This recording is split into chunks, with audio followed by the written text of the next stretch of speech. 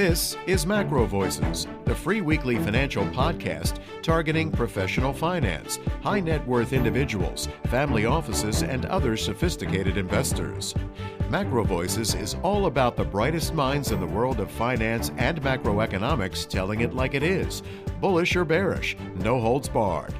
Now, here are your hosts, Eric Townsend and Patrick Ceresna. MacroVoices episode 398 was produced on October 19th, 2023. I'm Eric Townsend. Best-selling author Lyn Alden returns as this week's feature interview guest. We'll talk about her new book, Broken Money, before moving on to discuss the end of the peace dividend, energy scarcity, and much more. I've also invited our friend Dr. Anas Alhajji to make a brief cameo appearance in the crude oil update of our post-game segment after the feature interview with Lyn Alden, when Anas will update us to the risks to the oil market in the event of escalation of the Israel-Gaza conflict. And I'm Patrick Ceresna with the Macro Scoreboard week over week as of the close of Wednesday, October 18th, 2023. The S&P 500 December futures were down 152 basis points, closing at 43.42. We'll take a closer look at that chart and the key technical levels to watch in our post-game segment. The U.S. dollar index up 79 basis points, closing to 106.56. U.S. dollar index up 79 basis points to 106.56. The dollar continues to trade along multi-month highs. The December crude oil contract up 634 basis points to 87.27. We'll take a look at that chart in the postgame, and Eric will have the EIA inventory data. The December RBOB gasoline up 639 basis points to 233. Prices retracing some of the breakdown from September. The December gold contract up 429 basis points to 1968. An extraordinary rebound from the September sell-off, getting the prices back towards the summer highs. Copper down 55 basis points to 359, continues to consolidate along the 52-week lows. And uranium up 232 basis points to 70.60, turning higher after several weeks of consolidation. The U.S. 10-year Treasury yield up 35 basis points, closing at 491. A material breakout in yields, now eyeing the 5% level. The key news to watch next week is the global flash manufacturing and services PMIs, the Bank of Canada and the ECB monetary policy statements, the core PCE index, the consumer sentiment, and we continue into the heart of earnings season.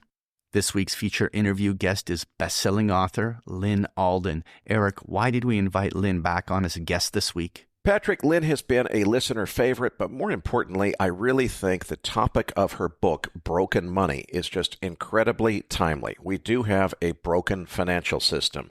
It's going to morph into a digital financial system. And guess what? The process for getting us from here to there is anything but organized and under control. So it's a really important topic, and I'm looking forward to this interview.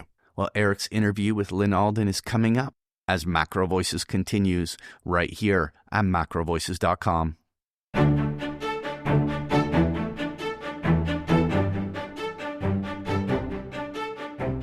And now, with this week's special guest, here's your host, Eric Townsend. Joining me now is Lyn Alden, founder of Lyn Alden Investment Strategy and best-selling author of Broken Money. Lyn, it's great to have you back. You've written a terrific book. It bears a lot in similar to my book with one very subtle distinction, which is nobody read my book, and you're not only on the best-selling list, but you're at the top of it. #1 bestseller, and an absolutely fabulous book. I want to add my personal endorsement to it. I don't mind saying that when I wrote my book, I just wanted to get what was on my mind about my predictions about Bitcoin and central bank digital currencies off my chest. In your case, you did a much more comprehensive job. You did the job on this book that I probably should have done on mine. So congratulations for all of the well-deserved praise that it's received. I want to start, though, with why you did this. You wrote a book called Broken Money. Obviously, you think the money system is broken. You did this at a time that the world is contemplating what digital currency means, both private label and central bank issued digital currency. What's the backstory? Why was this the time to write a book about the money system being broken? Yeah, so first of all, thank you for having me on. Always happy to be here, and I appreciate your support of the book. That certainly means a lot. One of the advice I give people is don't write a book unless you feel like you have to, because for people that work in our kind of industry, it's going to be a massive time sink. It's going to take a lot of time. It's not a good ROI if you're thinking just of the money. It's really about you have ideas in your head that you just feel like are best in book form and it's calling to you at the moment. And so I had written a lot of content over the past 5+ years on a multiple subjects based around money, energy, the structure of markets, Bitcoin, stable coins, CBDCs, inflation, that whole gamut. And I felt that there were some frameworks that were kind of important enough that a whole book would be useful for them in the sense that you can walk the reader through from first principles. How do we get here? What's going on?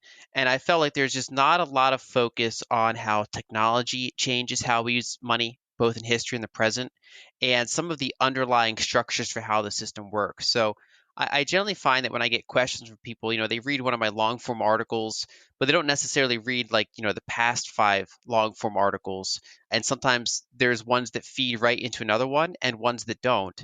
So I figured putting them in a book form is kind of like basically guiding the reader through this more chronological order of things. And I felt that money's a complex enough subject that's also poorly understood, and it's really one of those that I think deserves a full book treatment. Let's talk about broken money and why it's broken. Are we just talking about indebtedness, national debt, that kind of thing? Or are we talking about the actual monetary system, which is broken? And if so, how is it broken? I consider them similar questions because the type of money enables what type of debt can build on it and how long that type of debt can last. But that's not the only problem. The way I would describe it is that over time, technology has allowed us to move money more efficiently. But the problem is that there's been a bigger and bigger disconnect between transaction speeds and settlement speeds. And so, for example, we can kind of separate things in a few key eras. Prior to the invention and the adoption of the telegraph, information and matter moved roughly at the same speed. And so you couldn't really transmit complex information any faster than a human could go on horse or ship. Whereas once we had the telegraph, which was invented in the 1830s, but it wasn't really adopted over long distances until like the 1860s. That's also when the cross Atlantic one was constructed. And so you had basically the whole Western world connected, and then over time, the following decades, the whole world. And that gave us the ability to send long distance information, large amounts of it, at roughly the speed of light. While at the time you had a gold standard, you had physical money, and that could not settle anywhere near that speed. And so we relied on ever increasing amounts of centralization and abstraction to do that. And it's obviously been very efficient in some ways, but it's also opened up a bunch of problems. I would kind of describe it as like a local maximum where we've achieved enough good things, but we also have a number of costs associated with it. And I think the one big one I point to is that when you look around the world, there's over 160 different currencies out there. And if you're not in the top few of them, your money most likely loses value very quickly. And your money has virtually no acceptance outside of your little currency bubble, and you have trouble investing in capital assets in your little currency bubble unless you're wealthy enough to be able to go offshore. And so we basically there's billions of people just kind of trapped with worse money than we have in the fully developed world. But of course, even in the developed world, we have other types of problems, basically large amounts of debt, more subtle effects from broken money. And so I wanted to kind of focus on when you kind of step out and zoom in on the whole thing, how kind of duct tape like our current monetary system is, just in large part based on technological limitations it's had. Duct tape like. That is a fantastic description of or pertaining to Bondo and baling wire, which is the way it feels like our financial system is some days. Then you get, in 2008, some guy or gal going under the pseudonym of Satoshi invents some really interesting technology, but it wasn't invented from the standpoint of trying to fix the system. It was actually invented from the standpoint of competing with the system. How do you interpret the advent of Bitcoin and therefore the advent of double spend-proof digital cash and distributed ledger into this whole equation? Yeah, so I think what a lot of people don't know about the space is that there was a ton of work before Bitcoin by a number of software people, cryptographers, about how to make this work. So, for example, David Chaum, back in like the early 80s, published a paper on how mutually suspicious groups can basically operate a shared database or ledger together. It was like kind of proto Bitcoin in a way. And he eventually went on to do blind signatures and eCash and just various kind of cryptography techniques to move value. They didn't really achieve network effects, and they had some centralization issues. Then throughout the 90s, you had developments in proof of work, basically the idea of trying to create digital scarcity, like making something that is a puzzle that's hard to solve but easy to verify once it's solved, kind of like a Rubik's Cube, for example. It's a little challenging to get all the colors lined up, but anyone who, even if they don't know how to solve a Rubik's Cube, can look at a solved one and say, okay, that one's solved. So there were a bunch of puzzles like that were figured out, but the problem was that they were still centralized for the most part. And then basically Satoshi, the team, the person, whoever it was, put a number of these existing pieces together. Also, by that time, better and better cryptographic techniques were developed. Internet bandwidth had improved enough that the amount of data made more sense, the amount of storage and processing. Basically, a number of things just increasingly came together to make something like this more possible.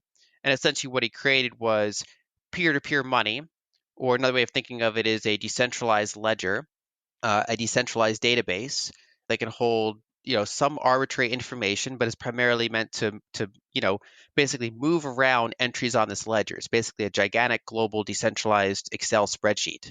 It's kind of when you get down to it, and that is just now an open competition. And of course, that spawned all sorts of other things. That spawned trying to create more programmable ones, or trying to put other assets and to kind of explore if there's anything other than money that this particular method could be useful for. And we could talk more about some of the details, but I think basically that is, when you look at the whole space, there's tons of fraud and speculation and scams, and that makes sense anytime a gatekeeper is drawn down, right? So if it gets easier for people to publish books and they go around publishers, that's a good thing in a way, but you're also going to get a long tail of really bad books coming to market.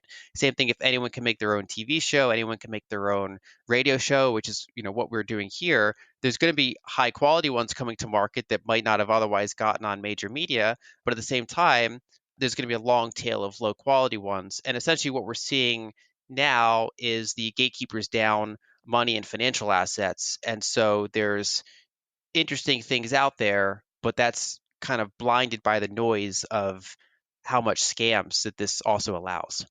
So we start with a very broken financial system. I think you and I agree the financial system was quite broken. Then you get the advent of digital money, which was not designed by the people in charge of the broken financial system. Then you have the people who are in charge of the broken financial system to start to look at it and realize, wait a minute, this is a serious threat. Maybe we need to have our own digital money system. You get to CBDCs. But the people who feel that way aren't really sure what Bitcoin is and how it works. So when they try to invent their first CBDCs, they're not really sure what they're doing, at least in the beginning. And now I think you've got a global competition for governments to get their heads around what this technology is. And unfortunately, I don't think they're intending to use it in the ways Satoshi intended. It seems to me that we still have a coming reckoning of the CBDCs, where we have all the governments of the world try to reapply the technology invented by Satoshi and the Bitcoiners in an opposite direction, using it for the purpose of creating more oversight and control over the financial system, not less.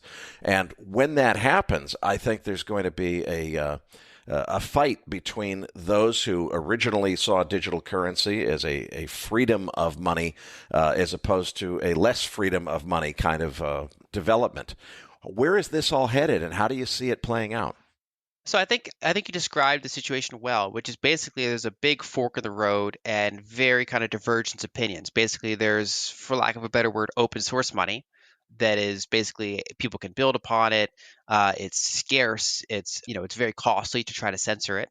And then you have central bank digital currencies, and basically it's the fork in the road is that over the past, call it century and a half or even more, most problems in money have been solved by greater and greater centralization and abstraction, which of course comes with a big cost of privacy, inflation, control, all that kind of stuff. And central bank digital currencies basically continue that trend. They get even more centralized, even more surveillable, and even more kind of hyper efficient in a way. And the other path says that, with this new technology, there's finally a way to have some of those efficiencies without ever increasing centralization and abstraction, and that you can actually have more decentralization, but then also a large portion of that efficiency. If you can build systems that are robust enough and that have the right incentives to make it very hard for people to deal with. And I think the challenge is that governments, when you're looking outside of authoritarian governments, or sometimes even within them, but basically, especially in anything resembling a democracy, government's not really a monolith. There's multiple different parties involved. And so, for example, in the US government, there's a number, that the acting Speaker of the House is hosting the Bitcoin white paper on Congress's website. There's been a number of pro-Bitcoin senators, representatives, presidential candidates. The main opposition in Canada is very much in favor of Bitcoin. There's a number of countries around the world that all have different opinions on it. And it's in one country, it's legal tender, granted a small country. And so there's basically this mix out there. And there's even some, countries like Dubai or Singapore kind of set themselves up as little hubs that are more kind of friendly to this sort of financial innovation, mainly because they want to attract any sort of companies that want to go there that might be repelled from more friction-filled jurisdictions. I think a key thing to think about this is I think there's really two levels that are operating on. It's besides central bank digital currencies. So there's central bank digital currencies. Then there's something like Bitcoin, which optimizes to be as decentralized as possible. And then there's also, I think, what does not get enough like coverage in macro circles, because I think it's big enough to have eventual macro implications, is things like stable coins, which allow better jurisdictions to pierce into weaker jurisdictions and offer them assets in a way that's hard for the governments of those weaker jurisdictions to stop. And what I mean by that is, something like a stable coin is centralized, but the central hub can be in any jurisdiction. You can put it in the United States, you can put it in Switzerland, you can put it in, Dubai, whatever country you're thinking. And then they can offer these basically redeemable assets. Maybe it's dollars, maybe it's gold, right? These things already exist. Maybe it's T-bills. Those are starting to come out now. And so anyone in, say, Nigeria or Argentina or Turkey, for example, they have a ton of different ways to be able to access those assets in a way that they didn't really have access to these assets before. It was much harder to get things. If we think of the 160 different currency bubbles out there, they all have financial firewalls around themselves, right? So if you want to bring capital in or out of those countries, there's historically two main ways to do it. Either, bank transfers, which are heavily government controlled, and there is ports of entry, right? But of course, you can only bring so much cash or gold through an airport, and they have pretty tight control over their financial borders. And that is, obviously they want to keep out money laundering, they want to keep out all sorts of illicit behavior, but a big consequence of that is they also keep people locked in financially. So if you're stuck in a jurisdiction with 20% annual currency growth, weak capital markets, if you're very wealthy, you might be able to get an offshore account, but if you're middle class or lower, you're probably going to have a lot more trouble with that. And that even if you are wealthy, they can block you from basically getting your money out.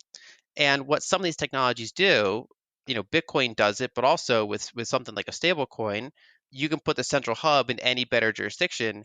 And then now basically the gates are down on these 160 different currency bubbles. So for example, you can't bring much cash or gold through an airport, but you can memorize 12 words as your Bitcoin private key essentially. And you can go in there with an unlimited amount of money, or go out of there with a limited amount of money. If I want to hire a Nigerian graphic designer, they can send me a string of characters in an email and I can pay them. They can show me a QR code over a camera and I could pay them. So whether it's remittances, whether it's peer-to-peer financial market transactions, whether it's even just bringing physically with you through ports of entry, that all those 160 firewalls around countries are basically a lot more porous now, not just with Bitcoin, but also with these other ones. And I think that has long-term ramifications for a lot of these countries being able to retain their own, little like siloed ecosystems financially. Let's talk a little bit more about stable coins and their relationship with central bank digital currencies. You've got an entire chapter, chapter 27 in the book about that. I think this is most interesting because clearly there's a desire on the part of actors in the mainstream financial system to consider more adoption of digital currency.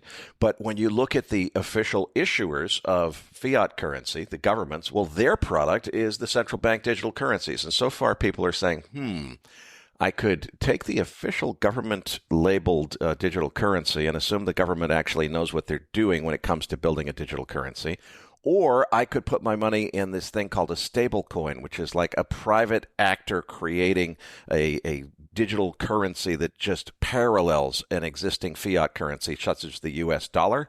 And even though it's not official from the official issuer of the U.S. dollar, I think that might be better because I trust the guy that made the stable coin more than I trust the U.S. government to know about digital currency. But wait a minute, I trust the guy with the stable coin to know more about it, but I don't necessarily trust them not to use that knowledge against me. And that's what's happened is we've had some stable coin operators that were more savvy than the U.S. government about understanding digital currency and in a better position than the CBDC issuers to come up with something that was viable. But they didn't necessarily have the investors' goals in mind, and some of them stole the money. So what do we do with this environment? It seems like we're really in the wild west of digital currency adoption, and nobody's really sure where it's headed. Yeah, I think those are great questions. I think that's normal for the early phase of this industry. I think on one hand, when we talk about stable coins, I think it's important to separate algorithmic stable coins from collateralized stable coins. So algorithmic stable coins are basically trying to back themselves with a kind of fluctuating crypto made out of thin air. And a collateralized stablecoin, if they're on the up and up, they're being wired money.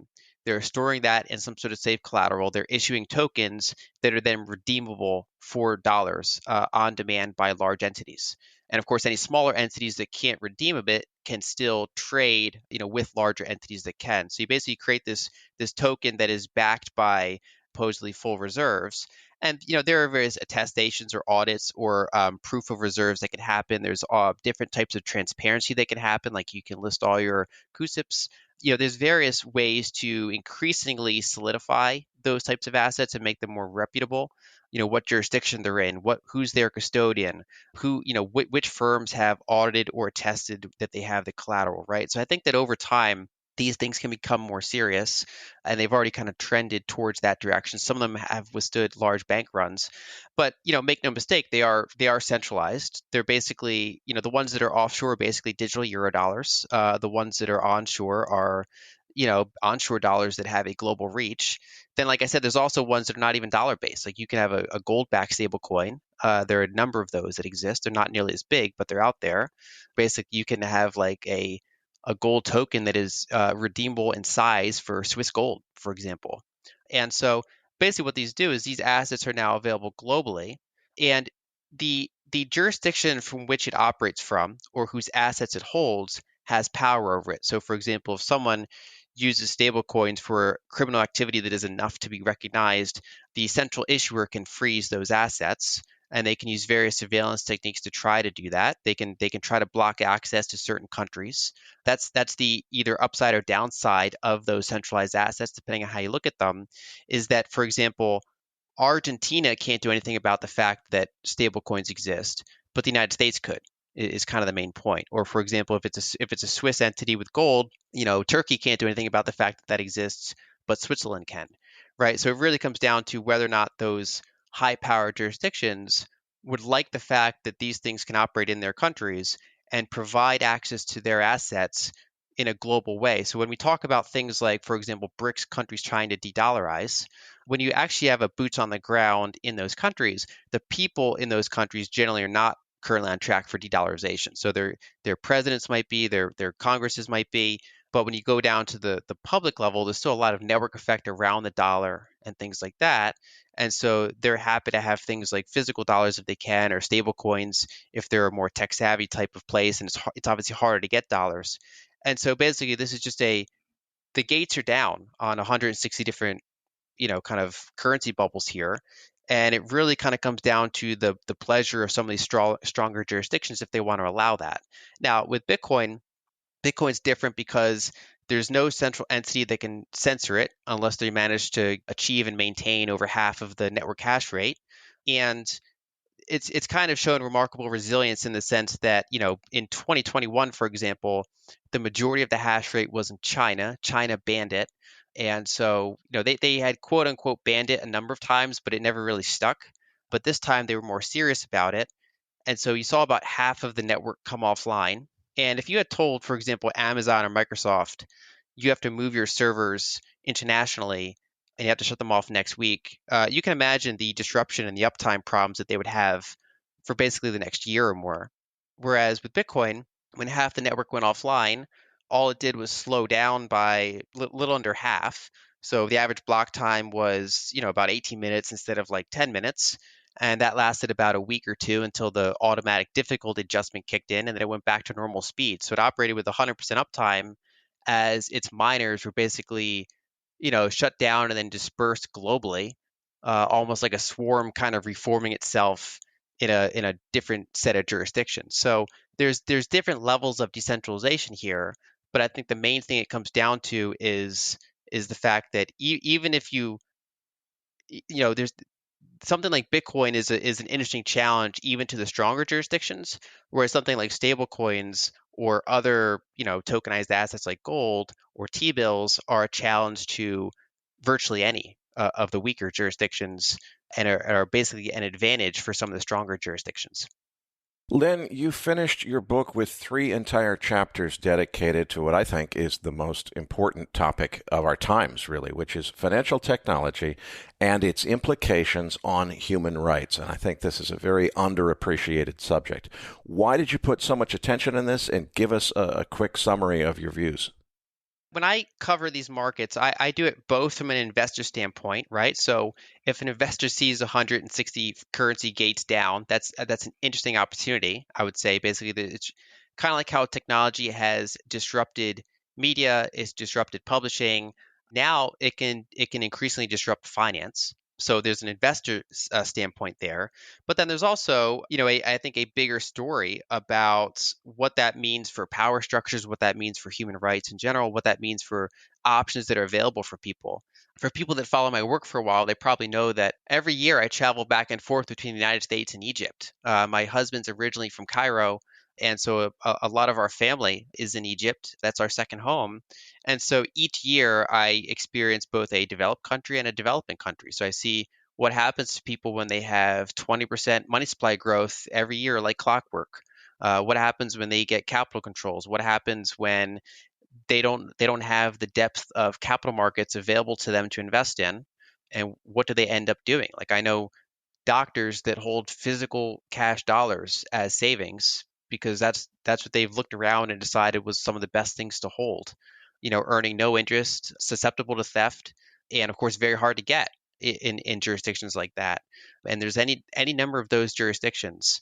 And then we see, for example, increasing amounts of kind of big data surveillance, increasing, basically it's kind of a race between top-down surveillance and control methods, including, for example, China is now leading exporter of surveillance equipment and software to countries around the world. And at the same time, you have some of these bottom-up technologies, kind of starting with encryption and going from there. You can encrypt information, you can encrypt value, which is a type of information. And these are basically defenses that people have against ever increasing ways to kind of surveil people, control people, lock them in. And whenever people hear that, it can kind of sound conspiracy-like, but we just have to remember that, again, there are, just nearly 200 countries out there. A very large percentage of them are authoritarian, semi-authoritarian, have all sorts of capital controls, have all sorts of existing structures. And a lot of these things just make those even more thorough, which is why I think trying to make kind of robust technologies for them to kind of have options to push back, kind of like how I think it's useful for the internet and information to spread into these places. I also think it's useful for there to be more competition for global assets. So people that are in a jurisdiction should not just have access to their local assets, which could be kind of bad across the board in many cases. They should have ways to build savings and investments, or even have more portable capital that they could bring with them, and basically just have more access to the best assets of the world. Listeners, again, the book is Broken Money. There's a link in your Research Roundup email to find the Amazon listing for the page. In addition to the book, Lyn has also prepared a slide deck to accompany this week's interview. You'll find the download link in your Research Roundup email as well. If you don't have a Research Roundup email, just go to our homepage, macrovoices.com, click the red button that says looking for the downloads. Lyn, you've got the end of the peace dividend on page 1. It seems rather timely this week. We have escalations in the conflict with Ukraine and Russia, and of course we also have the eruption of this major conflict between Israel and Hamas. What's on your mind as you put the end of the peace dividend on this slide, and how does it pertain to markets? So I think in large part, people have learned the wrong lesson from the past 30 years, which is that debt does not matter, or at least public debt does not matter. And I think there's a couple things that kind of gave us that false belief. And so when you go back in history, debt in the US and large other portions of the Western world, but focusing on the US with these charts, debt as a percentage of GDP on the public level was very low. And that was in large part because you had, long period of inflation, you had rising rates for a long period of time. But then we entered this 40-year period of steadily declining interest rates, and that allowed more and more debt accumulation. And if you are constantly accumulating debts, but you're also constantly reducing your interest expense is very manageable. And if you look at the late 80s, that was a time period where interest rates were still high, and debts and deficits were rising very quickly. And that was kind of the peak alarm or the peak zeitgeist of public debts. And so, for example, the famous debt clock was put in place in the late 80s. Ross Perot ran the most successful independent presidential campaign based largely on fighting the debts and deficits in the early 90s. And that was kind of the peak moment. And if you look at those charts, that was also basically the peak moment for interest expense as a percentage of GDP. What some of those people didn't expect, and you can argue could not have expected, is that there'd be an unprecedented period of disinflation and falling interest rates for the next 3 decades. And that was in large part tied to the opening of China in the 80s and 90s, which really ramped up in the 2000s, the fall of the Soviet Union in the early 90s, and then the opening up of Russia, including gas to Europe. So we had all these disinflationary pressures. We basically brought Western capital together with Eastern labor and resources, and that brought a lot of order to the world. It brought a lot of globalization, disinflation, that allowed interest rates to go steadily down, that allowed more financialization, more debt accumulation, and it really kind of pushed back the timeline that those people were concerned about by about 30 years. But of course, the problem is when you eventually run into zero interest rates, and then you turn to large and larger fiscal, and you get kind of a sideways to up structure in interest rates, you stop having that offset from that rising debt and deficits. And so suddenly interest expense starts to matter again. Suddenly the sheer amount of fiscal driven money supply and treasury issuance starts to matter again. And then these things tend to feed on themselves. So crises, geopolitically can lead to sovereign debt crises. And at the same time, sovereign debt crises can lead to geopolitical crises because people can see that, you're more financially vulnerable, that you're more focused domestically, and then they can do things to kind of address or take back some of what they perceive as their share. So I think we've transitioned away from this 30 years of ever greater global integration and disinflation and falling interest rates. And now, we're entering a period where I think the debts are going to start mattering again. I think we've already seen that playing out. And I think that's going to be a longer term cyclical trend that kind of comes and goes going forward. And a lot of people, I think, have been lulled into complacency over the past 30 years about the idea that public debts in the West don't really matter. Let's talk about the end game for that. I agree with you that people have been lulled into believing, hey, deficits don't matter. We had that whole debate back in the 90s, and it blew over. Everybody forgot about it. Deficits don't matter. Just keep spending. Don't worry about it. When does that actually meet its day of reckoning? What's the mechanism that causes that to all come crashing down? I think the challenge is when central banks find themselves in a position where inflation is above target, but they still have to buy sovereign debt. That's really kind of the checkmate. Right now, Japan's in that situation, but they also have decades of accumulated positive net international investment position. They have extremely high social harmony, and they have a lot of control over their markets. They basically their balanced trade situation, and a lot of their monetization has happened over the past decade. Like if you look at their central bank balance sheet, it really started ramping up in late 2012, so a little over 10 years now, and that coincided with the commodity bear market. So if you have a commodity bear market and you have a current account surplus and you have generally benign global conditions, deficit monetization isn't the end of the world necessarily. But when you start getting a commodity bull market due to, a capex cycle having concluded, and if you're a different country that's running a structural trade deficit to begin with, then that combination can get more toxic, I think. So I think, again, people have a benign understanding of the idea that we're all just going to be Japan eventually. And I think that the reality is likely to be more volatile, messier, and probably on average more inflationary than the story of Japan has taught us over the past decade. On page 2, you're showing the 102-year chart of the capitalization cycle. What's the story here? So this is a chart I've shown a number of times. I've updated it over time. And it basically just shows, I've made a lot of times the comparison that the 2020s are like the 1940s. And this is the primary chart that I use to show it. That basically, when you have falling interest rates, rising debts in the private sector, eventually you hit zero and you get basically a massive bank recapitalization. Now that is historically not inflationary, but it's the second phase is when you risk inflation. Basically, you've pushed debt from the private sector to the public sector.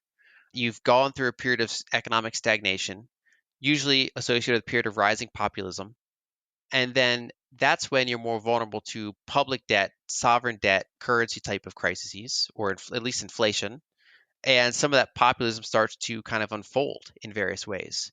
And so we had kind of a 1-2 punch in both the 1930s and the 1940s, and then again in the 2010s and the 2020s, which is first you have the popping of a private debt bubble, which was the 1929 crash, and then again was the 2008 crash. Then you have bank recapitalizations.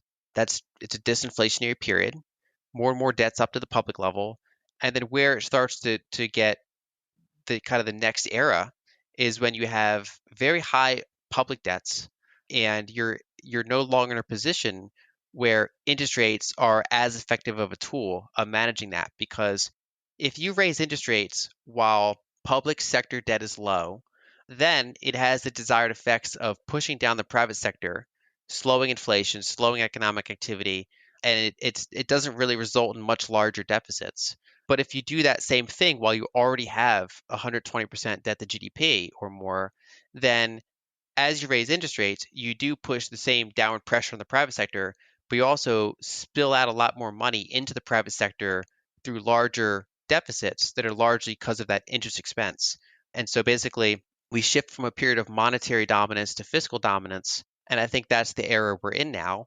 And that's why I think that some of these technologies we just talked about are important, even for developed markets, because the normal tool set to deal with very high sovereign debt levels is financial repression. They basically try to corral more and more capital to kind of stay where it is, get into treasuries, even when those treasuries are performing very poorly, and they're generally trying to kind of run the inflation playbook. And so, but in the era of social media and in the era of being able to memorize 12 words and bring unlimited amounts of value across borders, that's just a much harder environment to do things like that than they did. The developed world did it back in the 1940s and thereafter, and the developing world does it all the time now. And these technologies just make that much harder to repeat these playbooks. Page 3, you're talking about the net international investment position. What do you mean by that phrase, and what is the chart telling us? So what that is a measure of how much foreign assets are owned by a country and its citizens versus how much of that country's assets are owned by other countries and their citizens, whether at the sovereign wealth fund level or just at the household level, corporate level. And, a country like Japan has a very positive net international investment position. They take years of trade surpluses, current account surpluses, they invest them overseas in a variety of different assets. It could be owning U.S. stocks, it could be owning U.S. bonds, it could be owning European assets, it could be owning copper mines in, random country. They basically own all these foreign assets. And when they have crises, they have the option to kind of repatriate capital, pull it back. Whereas the U.S. has been on the other side of this arrangement, where we have a deeper and deeper negative net international investment position. And that has been structurally tied to our currency system. Fellow analyst Luke Groman covers this quite a bit. That basically a key kind of cost for having the global reserve currency is that if everybody needs your currency, you have to supply the world with your currency. And the way that the market makes that happen is through, at least in the current era, is through the trade deficit. So, for example, there's so much extra demand for the dollar that boosts the value of it. And then that, makes it so that Americans have a lot more import power than they otherwise would, but some of their lower margin exports are a lot less competitive than they otherwise would be. So they're kind of more restricted to like intellectual property type of work. And so basically part of our export is dollars, and that kind of takes away from some of our other exports. And so we have this kind of increasing situation where every one of these cycles that goes by, the foreign sector accumulates more and more, a larger and larger percentage of U.S. financial assets. And that's what results in some of these instabilities. That's why we have things like swap lines. That's why we have kind of disturbing sell-offs when there's volatility events, is that although the foreign sector needs a lot of dollars, they increasingly have a lot of assets to sell to get dollars. And it's basically, along with the debt levels, it's another kind of sign that this existing system, as it's been in place for a number of decades, is just basically every year that goes by, the instability keeps increasing. Finally, page 4, you've got what you're calling the world's most important chart. I certainly relate to that. It's the Our World in Data Global Primary Energy Consumption by Source chart, which was also the star of my Energy Transition Crisis documentary series. Tell me why you think this is the world's most important chart. I certainly agree with you, but let's get your perspective on why this matters so much. Well, I think one of the only things that can compete with broken money as things that you don't want to break is broken energy. Probably the most important thing you don't want to have go bad is your access to energy. Our current population is based on the amount of energy we have. The standard of living is based on the amount of energy we have. And this chart shows the rapid increase in energy over the past century that the world has enjoyed. And it's mostly increasingly gone towards more and more dense energy sources. So we went from traditional biomass to coal to oil to natural gas to nuclear and hydro. Those are all quite, increasingly dense energy sources, and they make up the vast majority of the energy we produce. And the challenge going forward is that this is a hard trajectory to maintain, to say the least. And that's what you get, all sorts of political and geopolitical challenges with it. You get environmental concerns. You get concerns about whether or not some of these energy sources are going to be able to keep growing at the rate they have been, even putting aside any environmental impacts.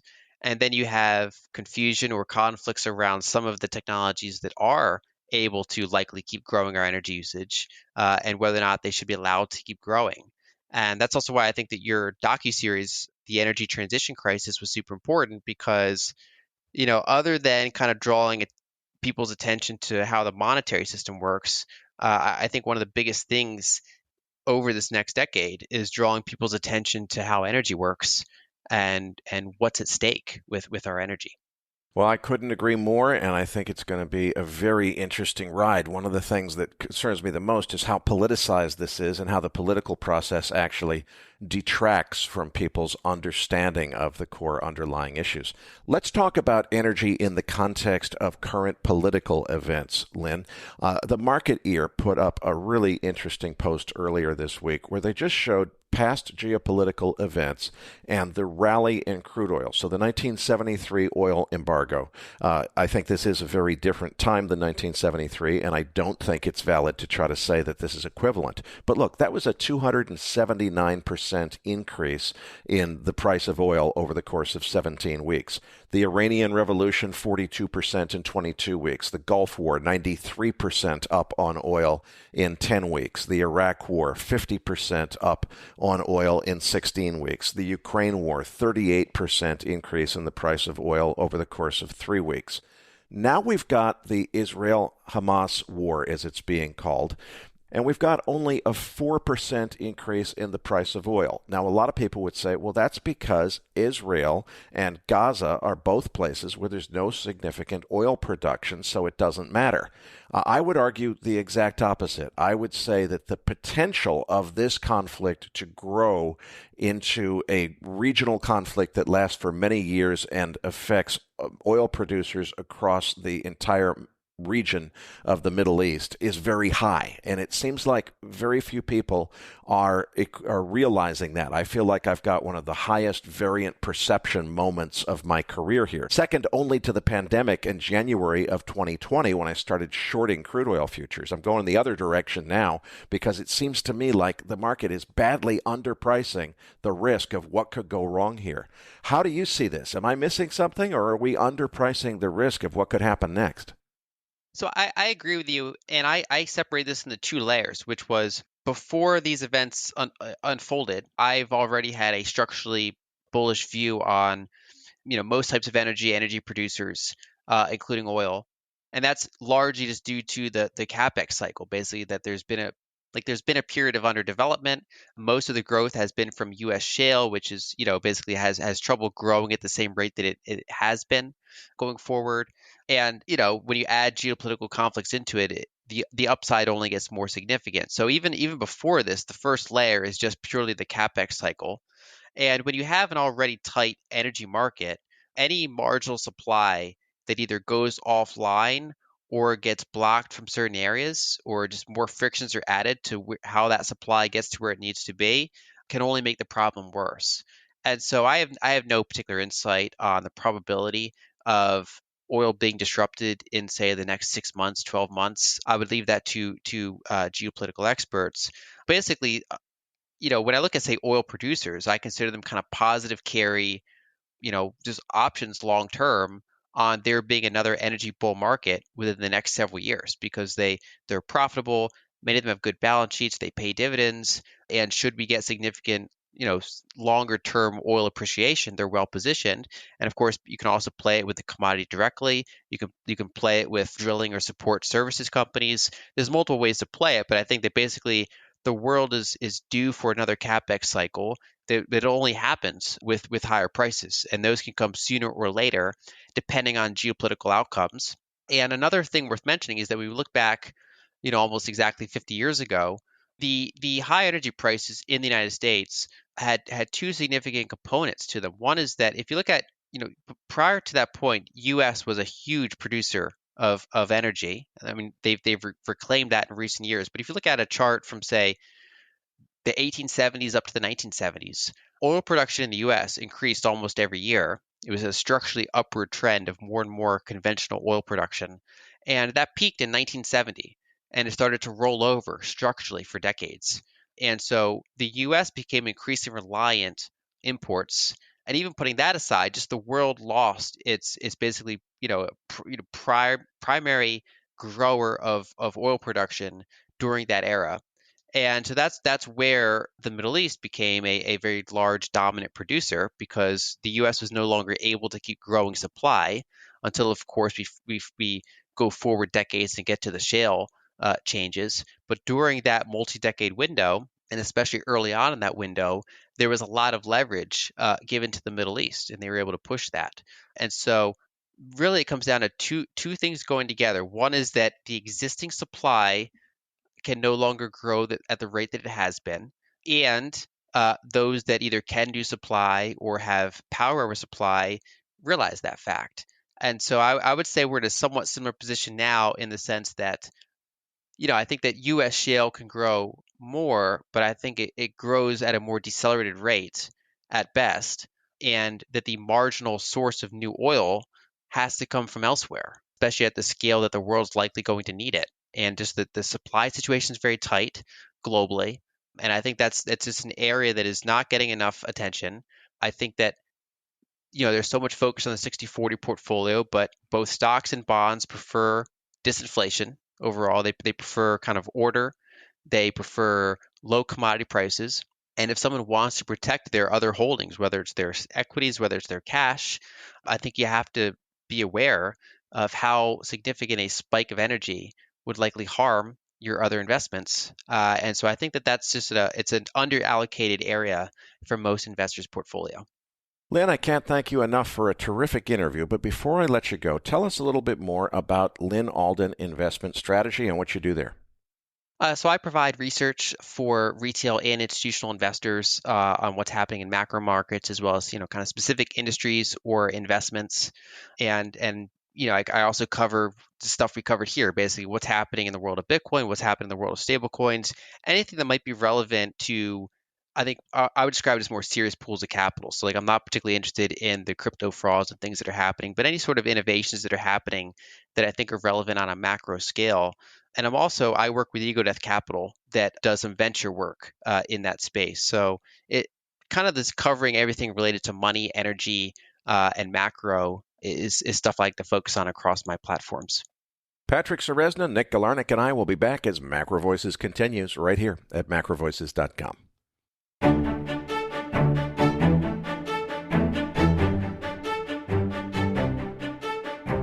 Energy Transition Crisis, my new video documentary series about energy transition, has finally been released, and anyone can watch it for free at energytransitioncrisis.org.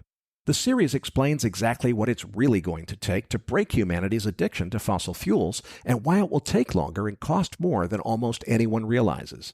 And I'd like to think the 3 episodes on nuclear energy are among the most detailed on YouTube. This is a passion project for me, and there's no profit motive, no revenue, and therefore no budget other than donations. I'd really appreciate your help promoting the series. Things you can do to help include subscribing to the Energy Crisis Doc YouTube channel, liking every episode, posting comments on YouTube, and posting links to your favorite episodes on social media. If you don't have time to do those things, there's also a donations page at energytransitioncrisis.org. The money does not go to me.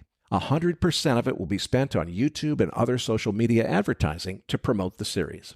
Thanks in advance for your help. Now let's get back to the show and Patrick's post-game chart deck.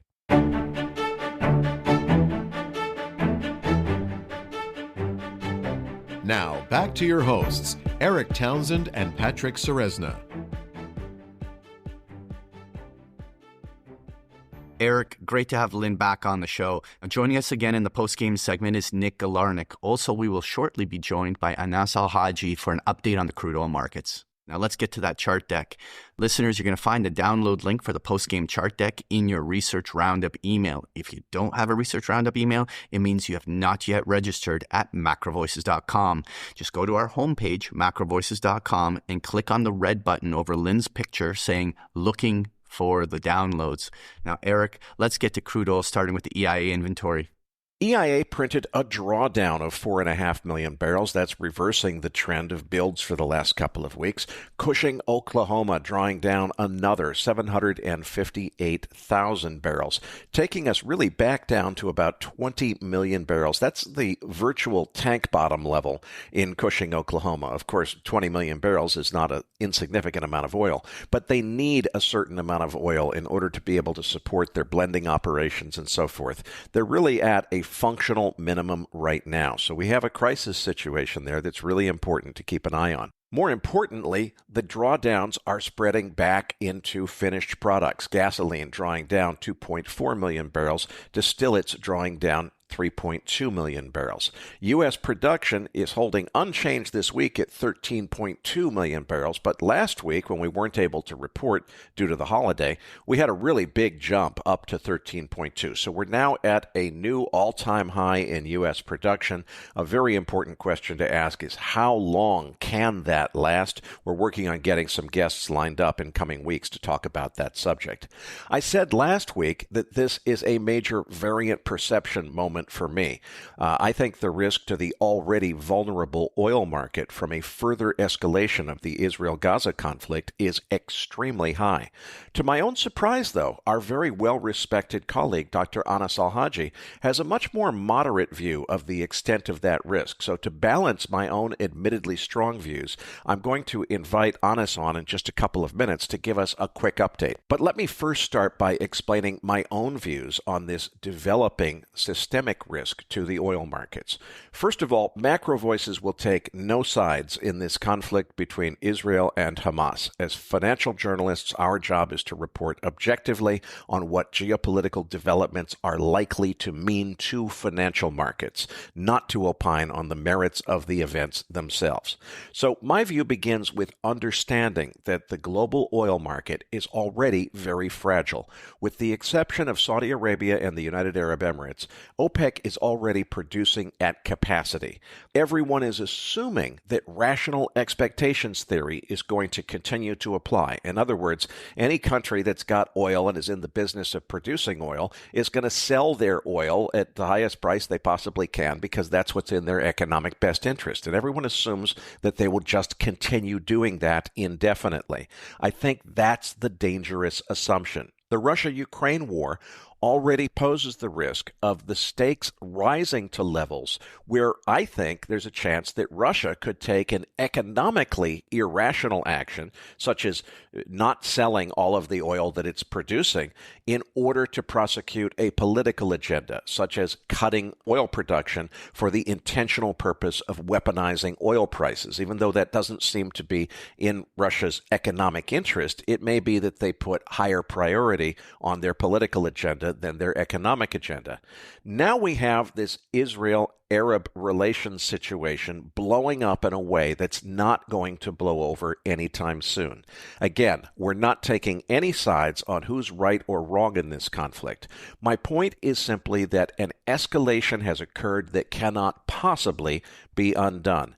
The atrocities on both sides, the extent of just how much violence has occurred in the last few weeks, cannot be undone or forgotten. So there's going to be a long-standing rise in geopolitical tensions in this area. Now, there's no significant oil production in Israel or Gaza, so there's no direct risk here. The risk is from a broader regional conflict developing to the point where some of the oil-producing nations begin to make economically irrational decisions in support of a political agenda. Now, they don't have the option of increasing their oil production in reaction to any geopolitical situation because most of them are already producing as much as they can. The question is, are there scenarios where we might be assuming they're going to continue to sell all of their oil and they don't do so? I think that's a very high risk, but Dr. Anas Alhajji, who's very, very knowledgeable on this subject, actually has a more modest view. So let's bring in Dr. Anas Alhajji now. Anas, some people are saying it's 1973 all over again, oil embargo. We're going to see tripling of oil prices. Other people say, no. Look, there's no significant oil production in Israel or Gaza. This is irrelevant to oil and gas markets. I got to believe it's somewhere in between. Which is it? And also, is it just about oil or is gas a different story than oil? I think you summarized it very well here. We have to remember the following. There were three embargoes historically. The first one was in 1956. That was imposed by Saudi Arabia on the UK and France when they attacked Egypt after Egypt nationalized the Suez Canal. And then we have the embargo of 1967, that's during the war. And then that was several countries, not only Saudi Arabia, about 7 Arab countries imposed the embargo. Both of them failed and failed miserably. And the first one was symbolic. The second one, they tried to do something, but it did not work.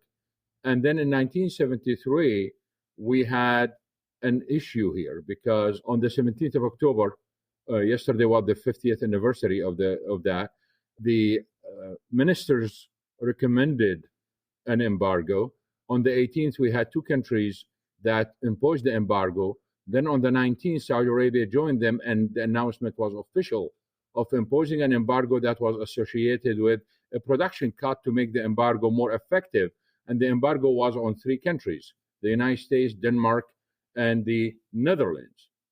And what we see here is this was a total failure. And this fits with the literature. We have a literature of 120 years that covered all kinds of sanctions from all countries. We have hundreds and hundreds of events, and each one of them failed. And the embargo fits with that. It did not work. Why it did not work? Because the first thing is, what was the objective of the embargo? The objective of the embargo was to force Israel to the borders of 1967, or what they call the UN Resolution 242, and stop the Western support for Israel. That was in 1973. Now look at now. Israel expanded and the support is stronger than ever. And we have President Biden today there. So it failed miserably because the declared objectives of the embargo were not achieved. And when we say declared, because there could be some other unknown objectives, and I'm going to allude to that in a minute, of the embargo. And if the undeclared objectives basically are correct, then those countries achieve their objective. But the two declared objectives of returning Israel to 1967 borders and to stop the Western support to Israel, both of them were not achieved. The embargo lasted for about 2 months. The actual embargo lasted for about 2 months, but the official embargo ended 4 months later. What's strange about that is this. People think that this was an OPEC embargo. It wasn't an OPEC embargo. It was several Arab countries who did this. OPEC has Arab countries, non-Arab countries, including Iran and Venezuela, Indonesia, and others. So it wasn't OPEC. Was it AWAPEC, that the Arab oil-producing countries? No, it wasn't, because there were other Arab members did not participate in the embargo. But the issue here is this, that they say that oil prices quadrupled because of the embargo. That is another mistake. They did not quadruple because of the embargo, because 2 days earlier, before the embargo, OPEC met and increased posted prices by 70%. Posted prices are the prices that are used at that time to calculate taxes, because there was no price of oil in the market at that time. No one knew what the price of oil in the market, because the companies, the oil majors, were vertically integrated. They sold within the company itself. So the producer sold to the refiner and the refiner sold to the distributor, but all of them are the same company. So we have some sort of transfer pricing, but no one knew what the price is. So they have to come up with something to measure taxes. So they came up with the posted prices. So by increasing the prices by 70% unilaterally, they forced the companies basically, or they increased the cost of the companies significantly. And the companies, since they are integrated, they had to pass it to the consumer. So prices went up because of that. So we cannot say that the embargo increased prices by fourfold. The embargo itself was, again, based on the declared objectives, was a complete failure. However, there is, and I'm speaking academically here, studies that been done on this concluded the following. The embargo achieved its objectives. And what were the objectives? Arab nationalism at that time was very strong. Communists in the Arab world were kind of really strong, and some of them basically in power. And many people, even in the Gulf countries, were either Arab nationalists or communists. And that was a threat to the existing governments that were supporters of the United States. And the idea here is, if it wasn't for the embargo, the Soviet Union would have controlled the area, and we would not have seen the oil flow for the last 50 years coming from the Middle East to the United States and Europe. So they had the embargo literally to pull the rug from beneath the communist and Arab nationalists. So you don't see the Arabs led by Cairo or Damascus or Baghdad. Now it is led by Riyadh, Kuwait, and Abu Dhabi. So if that's the objective, it was achieved. So this is the undeclared objective in this case. But it was a total failure. Why? Because the suffering of those countries in the 80s when the market collapsed was massive. Massive to the extent that those governments almost went bankrupt. And everything in those economies just stalled, completely stalled. There was no money. Imagine that in 1985 and 86, Saudis had to cut production from 10 million barrels a day to 2. So the cut alone was more than the exports of Saudi Arabia today. The cut was 8 million barrels a day. Yet, oil prices continue to decline. Not as if this is not enough. We lost the Iraqi oil, we lost the Iranian oil. So we lost this 8 million from Saudi Arabia, and we lost about 5 million from Iraq and Iran. And yet, prices continue to decline. Why? Because high prices in the 70s after the embargo led to the building of the Alaska pipeline. That's 2.5 million barrels a day.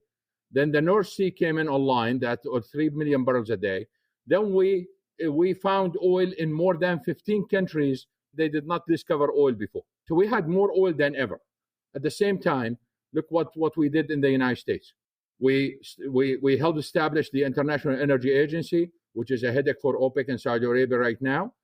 They started the SPR, the Strategic Petroleum Reserve, which is a big headache for OPEC. They established the Department of Energy, which is spending billions of dollars on renewable energy, EVs and batteries and everything else.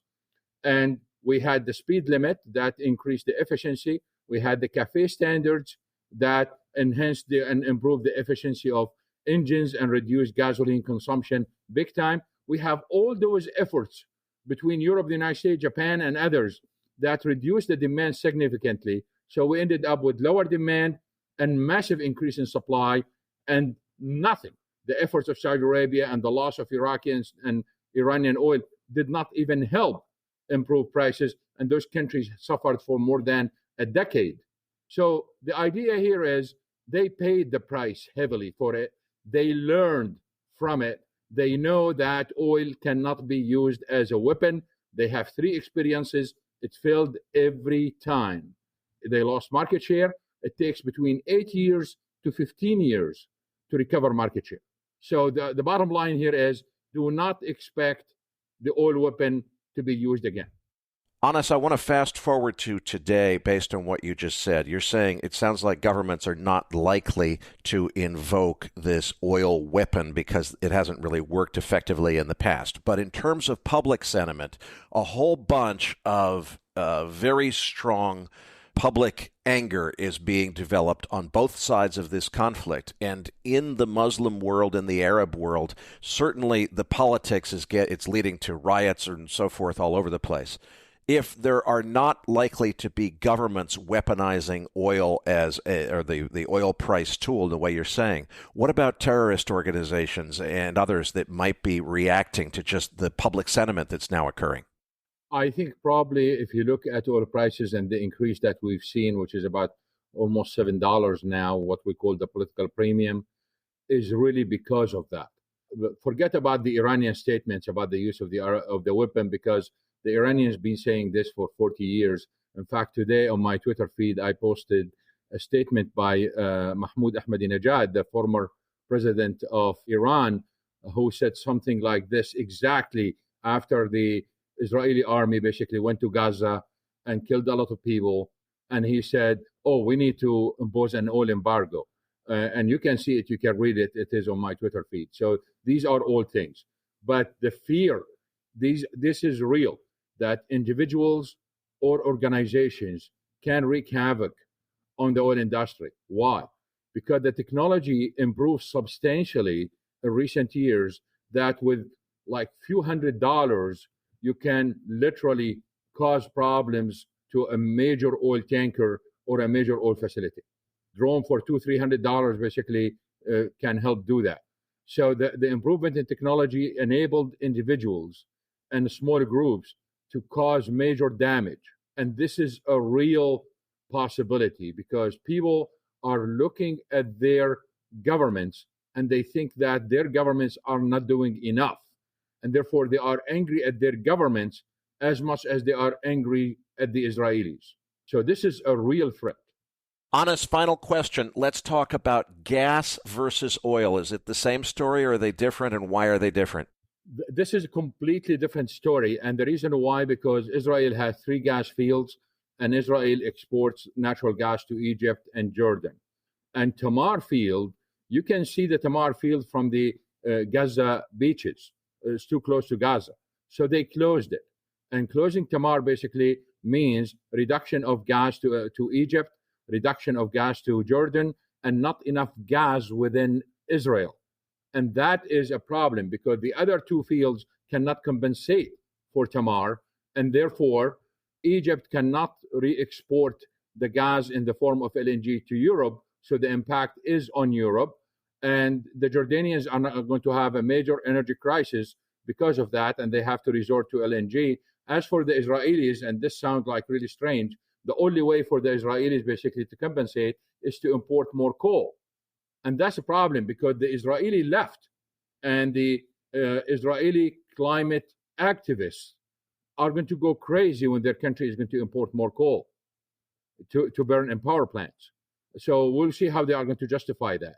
But the main outcome of all of this is this conflict, the final nail in the coffin of any gas pipeline from the Eastern Mediterranean to Europe. What we are seeing right now, the options for Europe to substitute Russian gas are dwindling. And the only two options left are the United States and Qatar. And therefore, we believe that Russian gas will continue to flow to Europe for a very long time. Anas, I can't thank you enough for joining us for this update. Before I let you go, just tell our listeners where they can find your Twitter feed and your Substack if they want to follow your analysis in more depth. Sure. Everything we talked about today and others, basically, we already published reports on that. And we have it on Substack. They can go to my Twitter account, Anas Alhajji, ANASALHAJJI, and they can get all the information from my bio there or my tweets. So all the information is there. Thanks so much for joining us, Anas. We look forward to getting you back for a feature interview as our schedule permits. Let's continue with our post-game segment now. Well, Eric, on page 2, I have a crude oil chart, and I just wanted to highlight how we are now on the December contract trading already back toward its highs. Obviously, the front month contracts back then were at higher levels, but generally, we have an oil market that is poised for a bull breakout. Now, we haven't yet broken those 90 levels, which I think are going to be critical for really building a new trend. But if we see a proper breakout here, that could really set in motion a bull continuation pattern. I'm watching the 88 and 90 levels on the short term, just as levels where I think a continuation pattern can really emerge. Now, Nick, I want to get you in the conversation. Let's talk some of these equity levels. I want to give my observation on the S&P in a moment, but I want to start off with just what are the technical levels in the option market implied suggesting here on the S&P? So, Patrick, spot price right now is 43.15 on SPX. We have a call wall above at 4,400 and a put wall below at 4,300. The implied move for the November 17th monthly OPEX is plus minus 165 points. So the upper potential move would be 44.80 and the lower potential move would be 41.50. The key resistance area right now is above at 4,400 and just below at 4,300 and 42.50 are the key support areas. Again, as I mentioned last week, I'm inclined to think we see a big move out of this range after the VIX expiration yesterday. I think we either break to the upside perhaps a little bit to 44.50 perhaps, but I'm more inclined to think that we test out that 4,200 level prior to perhaps some stability before maybe making a bounce back to this area again. But we've been bouncing in this range between 4,300 and 4,400 for the past couple of weeks, and I think that's going to conclude in the next couple of days. Well, you know, it's interesting you say that. Like, obviously, we had the big OPEX week, which causes gamma pinning in trade ranges with huge put and call walls between 4,400 and 4,300 on the S&P, like you were suggesting, and that certainly has pinned the market. We have the big gamma roll-off coming on Friday as the index options all roll off. So I think volatility returning into next week is very likely. Sure, a quick little pop up to 44.50 is certainly something within reason in terms of just markets whipping higher and lower. But I just, when I look at the broader intermarkets and the way yields are breaking and the way a lot of other markets are behaving, the way the breadth of the market continues to deteriorate, it to me looks rather bearish. And the 4,300 level, I think, is actually very important because when the way I look at it is any price action that starts breaking below 4,300 is marking some sort of a distribution cycle that would line up with a Russell 2000 that is breaking to a fresh fresh low that would start to see deterioration in other markets, including the NASDAQ giving out 15,000. All of these things can really start to come together and open the floodgate for another leg down. And I know the implied range was down to 4150 that you were saying, but I think we could make it down to even 4100 with some accelerated selling next week. The big thing for me is watching the 4300 pivot and whether it gives out. Now let's move on to the NASDAQ. What are the levels you're watching here? Spot price on the Qs right now is approximately 363. We have a call wall above at 380 and a put wall below at 345. The implied move for the November 17th OPEX is plus minus 19 points. So the upper potential move would be 382 and the lower potential move would be 344 approximately. We have key resistance above at 370 and 375 and key support below at 360 and 355. Given that we're entering earnings season right now, a lot of these moves will be dictated by what happens with earning reports. We had Netflix beat last night, Tesla missed handedly, and they're respectively right now. Netflix is up a lot, and Tesla's down about 7% or so. So right now, we need to wait for the next couple of weeks to see what happens. But if earnings are poor from the big guys like Apple, Google, Meta, Amazon, Microsoft, that will bode for a lower move, obviously. And if they're strong, it may move higher, right? But in the short term, I do think that we may top out somewhere around 370, 375, and then make a lower low around 335, 340 or so. You know what? I completely agree with almost everything you said. The first observations to make is that the breadth of the entire market, including NASDAQ Composite, have actually been awful. And it's really been these Magnificent Seven stocks that have kept the indices higher just because they're such huge behemoths from a market cap perspective that they're holding everything higher. And really, outside right now, only Google and Meta are stocks that are actually pressing highs and holding this trend in place. And so we're seeing more and more of the generals being shot. The way that we see obviously Tesla weak here, but also you take a look at the way that NVIDIA has rolled over is that a head and shoulders pattern, topping formation that's developing there. If we see the earnings in any way start cracking the Magnificent Seven, that really could be a driver that causes index selling in a broader way. And so that's why I think next week is going to be so critical. And so I agree with you on your assessment there quite a bit.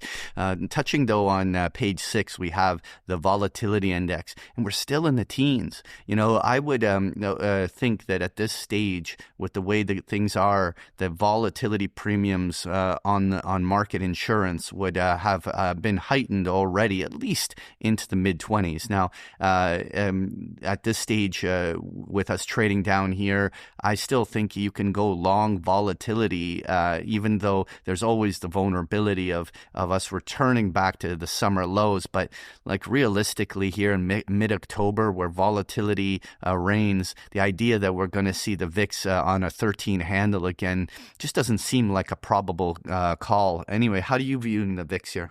So right now with the VIX at around 19 change, we can expect to see about 1.25% broad market moves per day. And right now, what I'm looking at is a possible break above 20 and a hold above 20, which would then precipitate a possible pop to 25 to 30. And that would probably require some exogenous event to pop it that high. But right now, if you're watching the intraday ranges on SPX, for instance, we're seeing a lot of whipsaw action where we push in one direction for maybe half the day, and in the last couple of hours, we revert back to the mean again. So these moves aren't outlandish, like the 1.25% moves. We're not seeing a lot of those moves each day in terms of the finishing price from the opening price, but what we're seeing is a lot of whipsaw action intraday. So it's kind of hard to read the price action overall using the VIX because, again, predicated upon the average 30-day expiration on SPX. And right now we have over 50% of the option trading volume is on 0 DTE. So a lot more weight is put on the 0 DTE options. So following that kind of flow is more important. And what I'm seeing is that if we stay in this little range right now between 18 and 20, it's more probable we're going to see a pop higher. And that could probably be spurred on by perhaps some premium selling on the put side where we get below a certain floor level, like 4,200, for example, and then we just keep rolling down because so many people are underwater on their short puts. Now moving on to page 7, we have the US dollar index. What are your thoughts here? The Dixie peaked out at 107, and it's now consolidating in a range between 105 and 107. So the question obviously becomes, okay, is this consolidation that's occurring between 105 and 107 a continuation pattern that's, winding up for maybe another move higher? Or is it a reversal pattern that's maybe setting up for a move to the downside? Well, it seems to me that probably the reason we're consolidating here is the market's waiting for some kind of indication as to whether there's going to be further geopolitical escalation. And if there is, it seems to me that a continuation of further dollar strength in the face of increasing global geopolitical tension makes perfect sense. So I'm bracing myself for a move higher on the dollar, but I think it's going to take a geopolitical catalyst in order to bring that move about.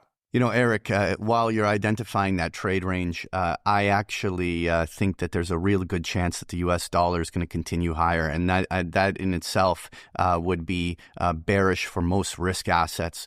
When you look here, the dollar has been consolidating in that range or highlighting, but that 107 level is going to be critical because any breakout of the dollar above 107 it could set in motion a dollar upside acceleration.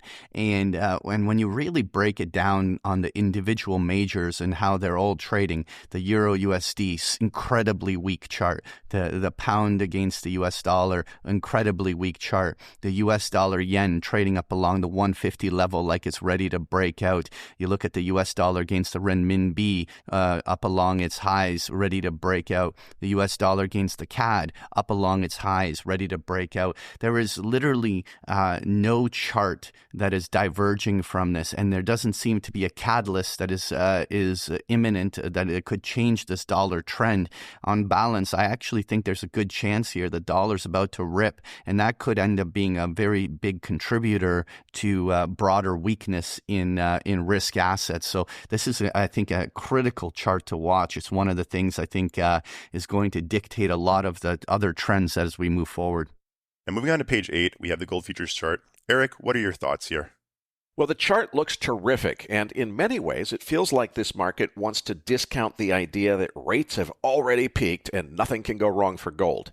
I'm not so sure about rates peaking or nothing can go wrong, but unfortunately, I do think the geopolitical tension that's helping to put a bid under gold is likely to continue. So, to my thinking, there is a setup here that maybe this is the beginning of the really big move up for gold, but we would need some confirmation that we really have reached a peak in interest rates, and I'm not at all convinced that that's true. So I think that we're probably going to see further strength in gold. At some point, I think there's going to be a hiccup when we realize that maybe the last round is not in yet for higher interest rates as the Fed continues to fight inflation. Eric, I look at what happened in the last week on gold to be actually a game changer. I mean, we've been in a 6-month consolidation in gold, and it's been one thing that we just had to say, well, listen, this simply isn't the time when gold is ready to go. But you have a scenario where the U.S. dollar remains very strong, a typical period where gold should be under pressure, and yet geopolitics has created this extraordinary reversal, bringing us right back to the summer highs on gold. And to me, at this stage, this is the first bullish price action we've seen since that November to March rally at the end of last year, going into the first quarter of this year. And if we see gold able to hold above 1900 on a sustained basis and above its 200-day moving average moving forward, we'll ask a very important question as to whether gold is diverging from its natural intermarket relationship and trends, and actually geopolitics driving a new accumulation cycle. It is very early or premature to already get super bullish gold, but this is the most bullish price action that we have seen on bullion in a half a year, and so I'm paying attention. I think it's going to be really interesting to see whether this develops into something bigger. I wanted to, on page 9, though, talk about the U.S. government bond on the 10-year yield. And we have just seen an outright acceleration in yields rising, and this it's not even like the bond sell-off is actually losing momentum, and this to me is another big red flag. Typically, for the last 30 years, bonds have acted as a safe haven asset during periods where equities are under pressure, and yet we have the exact opposite, where actually the bond bear market is now actually grabbing the equity markets by the ankles and dragging them down. And the big question here is are we about to see a crack of 5%? Because that could be one of these things that drives a little bit of a shock wave through the markets, and that could be what spurs some volatility in everything next week. I think watching the yields here is critical. The final thing I wanted to touch on page 10 is the Uranium Trust. This is the Sprott Physical Trust, and Uranium's been in a multi-week consolidation after an extraordinary breakout, but this is one of the few places that remains in a very clean bull trend. And after this kind of a consolidation, the big question here is, are we about to see another bull breakout in uranium? It's a very bullish chart, and I'll be watching, at least on this Sprott Physical as it's priced on the TSX, a breakout above $23 to see whether or not it is spurring on a new advance. We obviously have the U308 already trading back above 70, so it'll be interesting to see whether uranium starts a new bull trend. Folks, if you enjoy Patrick's chart decks, you can get them every single day of the week with a free trial of Big Picture Trading. The details are on the last pages of the slide deck, or just go to bigpicturetrading.com. Patrick, tell them what they can expect to find in this week's Research Roundup. In this week's Research Roundup, you're going to find the transcript for today's interview, as well as the link to the Amazon page to buy Broken Money, Lyn Alden's new book. You're also going to find Lyn's slide deck and the chart book we discussed in the postgame, including a number of links to articles that we found interesting. So you're going to find this and so much more in this week's Research Roundup. Well, that does it for this week's episode. We appreciate all the feedback and support we get from our listeners and are always looking for suggestions on how we can make this program even better. For those of our listeners that write or blog about the markets and would like to share that content with our listeners, send us an email at researchroundup@macrovoices.com, and we will consider it for our weekly distributions. If you have not already, follow our main Twitter account @MacroVoices for all the most recent updates and releases. You can also follow Eric on Twitter @EricSTownsend, that is Eric spelled with a K, and follow Patrick @PatrickSeresna. On behalf of Eric Townsend, Patrick Seresna, and myself, thanks for listening, and see you all next week.